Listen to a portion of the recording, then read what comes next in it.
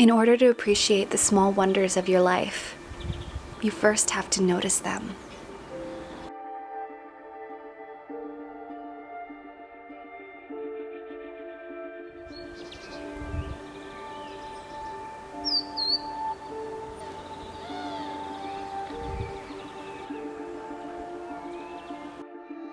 But today, life feels as if it's moving faster than ever, and it's difficult to notice the beauty in the ordinary when you're rushed, stressed, or worried about the future.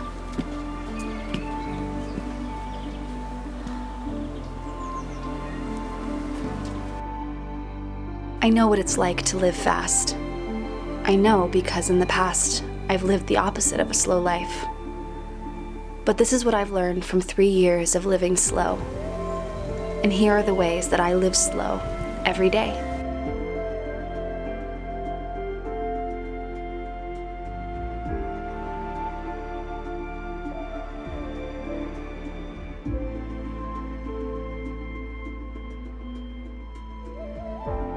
When I feel overwhelmed, I go outside and place my palms on the soil, my back against a tree trunk.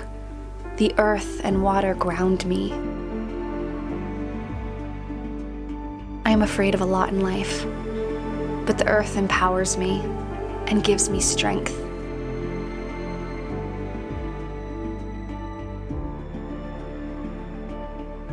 Connecting with nature replenishes and heals.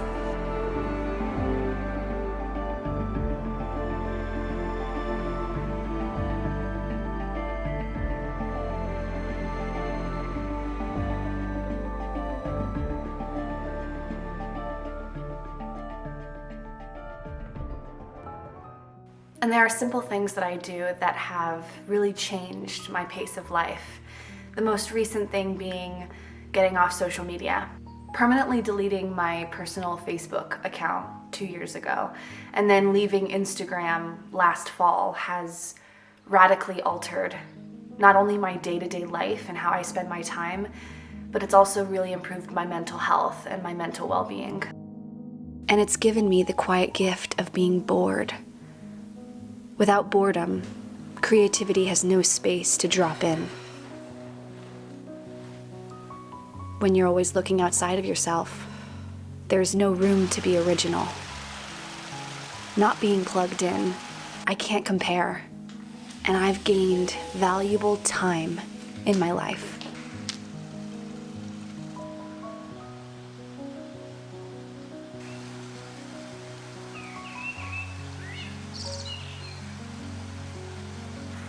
I also make time to just live. I set aside time to simply breathe each morning, feel my inhales. I dedicate moments to watch the bees pollinate the flowers.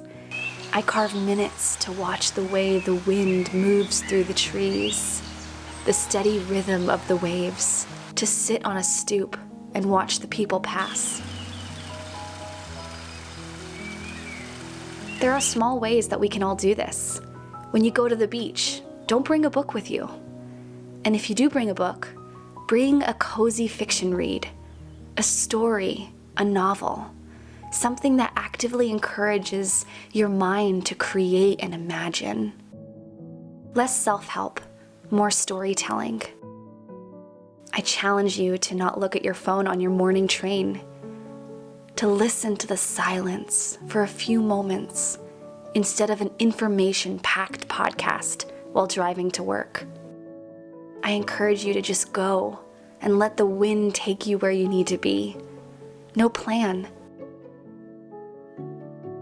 Sit and bask in the sunlight. Observe the natural world around you, the bird on the branch, the wind in the trees, the clouds moving past. I also became happier in my slow living journey when I stopped caring, when I became unbothered by what everyone else is doing. Essentialism and boundary setting is a critical aspect of living slowly, because life today is not naturally slow anymore. It's fast. Look at the current social media trends that are happening right now. Notice how limited our attention spans are becoming. In order to live a slower-paced life that's different from the mainstream, you have to stop caring what everyone else thinks of your lifestyle. Slow living is about not caring about keeping up with the Joneses. It's just you, living your life, enjoying the ride, at your own pace.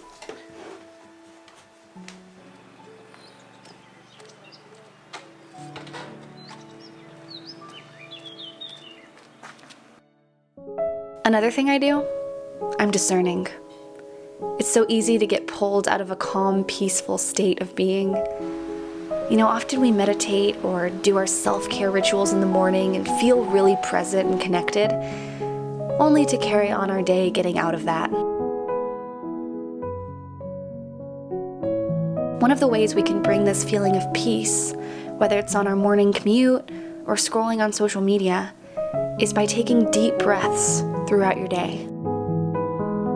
By placing one hand on your heart and one on your stomach, and asking yourself questions like, why am I doing this right now?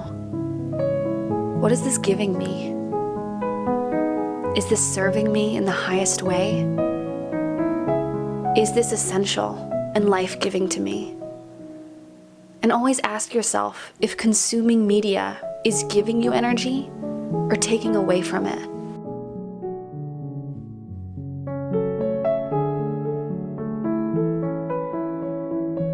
Living slowly and simply for me is really about non-attachment. And living slowly doesn't mean that you can't have ambition or motivation or passion, but it's that you don't have an attachment to the outcome. It's not placing your emotional well-being in the result or outcome of something else. The lack or loss of an outcome doesn't affect your emotional well-being at all because you're already fully satiated.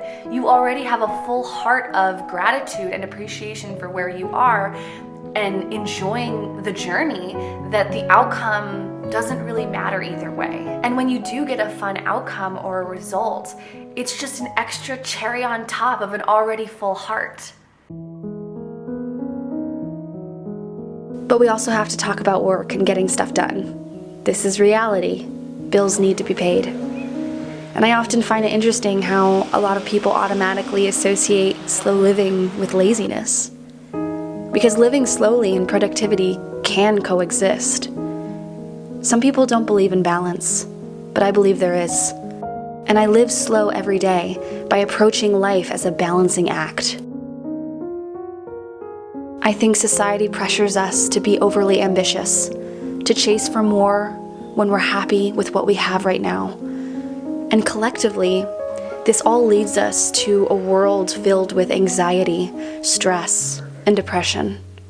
On one hand, we have ambition, goal setting, and desire, which, when left unchecked, can lead to the extremes of stress, burnout, possibly a lot more money and success, but also anxiety. And this anxiety comes in part from overthinking about the future.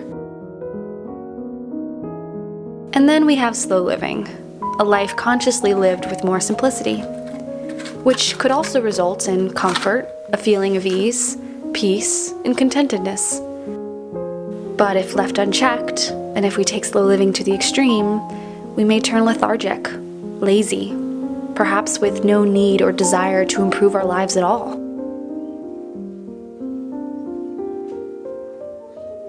But there's a balance, and there's no need to live in extremes.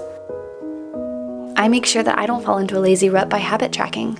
The small little things like getting exercise, checking my bank statements, eating my greens, making the bed each morning, unloading the dishwasher, investing in my retirement, meditating, reading for pleasure. I also always take a small action step each day. I don't put pressure on myself to knock out a long to-do list each day, but I also let my energy, my natural rhythm lead the way. If I feel productive, I get a lot more work done in a day than most people get done in a week.